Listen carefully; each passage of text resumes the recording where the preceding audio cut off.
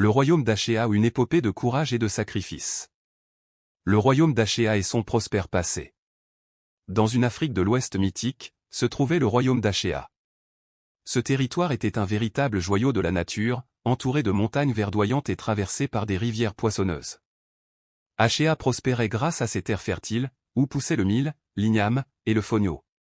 Le commerce y était florissant, avec des caravanes qui traversaient le royaume pour échanger tissus, épices et bijoux d'or. Mais au-delà de sa richesse matérielle, Achéa brillait par son harmonie avec la nature et la sagesse de ses dirigeants. Le royaume était gouverné par Kandja le Juste, un roi respecté pour sa droiture et sa compassion. À ses côtés régnait la reine Aminata, une femme aussi aimée pour sa sagesse que pour sa capacité à interpréter les signes du monde spirituel. Ensemble, ils maintenaient la paix et veillaient à ce que chaque habitant du royaume vive dans la dignité et la sérénité. Leurs décisions étaient guidées par l'équilibre entre les lois des hommes et celles de la nature, car dans la croyance d'Achéa, tout déséquilibre avec le monde des esprits pouvait entraîner de terribles malheurs. Mais cette harmonie fut rompue de façon brutale. L'arrivée de la sécheresse, un coup fatal pour le royaume. Un jour, sans crier gare, les pluies cessèrent. Ce qui ne devait être qu'un simple retard des saisons se transforma en une sécheresse prolongée. Les champs autrefois verdoyants se desséchèrent, les cours d'eau s'amenuisèrent, et les animaux commencèrent à déserter la région. Le peuple d'Achéa, qui n'avait jamais connu une telle épreuve, fut rapidement frappé par la famine. Les réserves de nourriture s'épuisèrent, et les habitants, désemparés, commencèrent à murmurer que les esprits de la nature étaient en colère. Le roi Kandja convoqua une grande assemblée avec les chefs des villages et les sages du royaume. Ensemble, ils cherchèrent à comprendre l'origine de ce fléau et à trouver une solution. Certains prêtres proposèrent d'offrir des sacrifices aux esprits de la pluie, mais rien ne changea. D'autres conseillèrent d'explorer de nouveaux territoires pour trouver de l'eau, mais les expéditions envoyées revinrent bredouilles. Face à cette situation désespérée, même le roi, pourtant réputé pour sa force d'âme, sentit son espoir vaciller.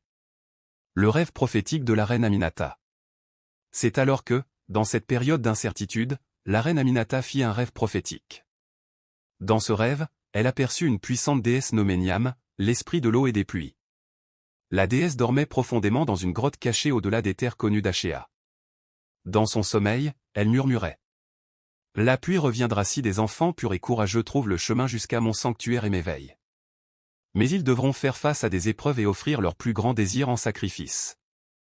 Aminata partagea son rêve avec Kandja, et bien que ce plan fût risqué, il n'y avait plus d'autre espoir pour sauver le royaume.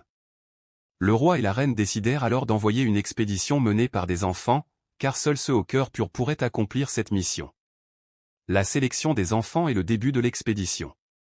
2 enfants furent choisis, Damba, un garçon courageux et ambitieux, et Sira, une fille vive d'esprit et rusée.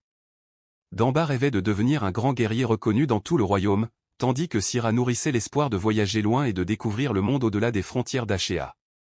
Ces 2 enfants furent accompagnés par un vieux griot nommé Bala, un conteur et sage qui connaissait les mystères de la forêt et les champs capables d'apaiser les esprits. Leur voyage débuta sous le regard inquiet de la population.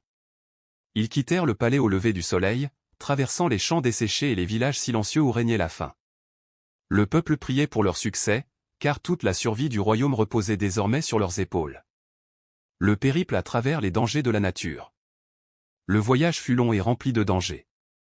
Les enfants et Bala durent d'abord traverser une forêt enchantée, où les arbres semblaient vivants. Des esprits malicieux tentaient de les détourner de leur chemin en prenant des formes familières, mais grâce à l'expérience du griot Bala, ils surent reconnaître les illusions et avancer sans se perdre. Ensuite, ils traversèrent une savane brûlante.